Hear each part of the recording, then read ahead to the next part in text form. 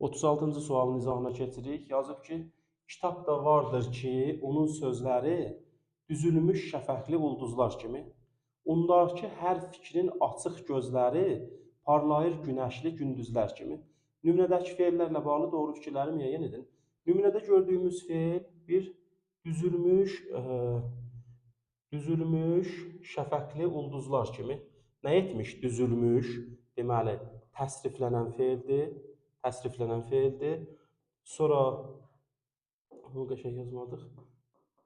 Təsriflənən. Parlayır günəşli gündüzlər kimi. Parlayır. Nə edir? Bu da təsriflənən feildir. İndi gəlin baxaq. Hər iki feil indiki zamandadır.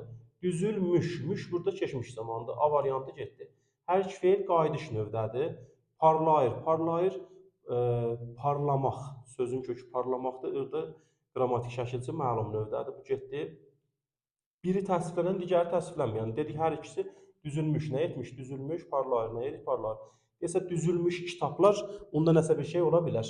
Amma burada deyir, düzülmüş. Nə etmiş? Demək, hər ikisi təsviflənəndir. Bu da səhvdir.